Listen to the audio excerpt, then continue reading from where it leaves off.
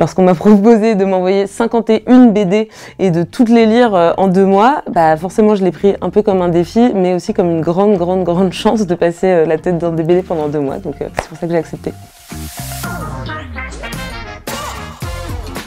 Salut, ici Camille Diao. Cette année, j'ai l'honneur de faire partie du comité de sélection du prix du public France TV au Festival de la BD d'Angoulême. La particularité de ce prix, c'est qu'il est remis par un jury de lecteurs et de lectrices. Avec le comité de sélection, nous, on a lu toute la sélection du festival et on a choisi 8 bandes dessinées qu'on leur a soumises. Maintenant, c'est à eux de jouer et les débats, je pense, vont être assez ardus pour élire le ou la récipiendaire de ce prix du public.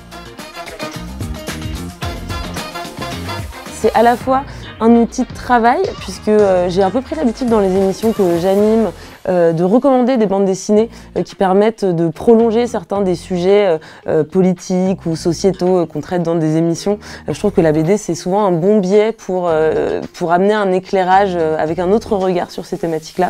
Et c'est aussi tout simplement un plaisir le dimanche avec un petit thé, j'allais dire au coin du feu, mais je n'ai pas de cheminée chez moi. L'aimant de Luca Harari. Et pour moi, cette bande dessinée, ça a été un choc esthétique. Je l'ai ouverte, je l'ai refermée, je pense 40 minutes plus tard, et je me suis dit, ah ouais, en fait, c'est ça la bande dessinée. Donc très bien pour découvrir et tomber dans le 9e art si on ne connaît pas très bien. C'est Ballade de Camille Pott, qui est une BD à la fois féministe et médiévale, et qui joue avec une espèce de faux vieux français du Moyen-Âge, et j'ai trouvé ces jeux avec la langue absolument hilarants.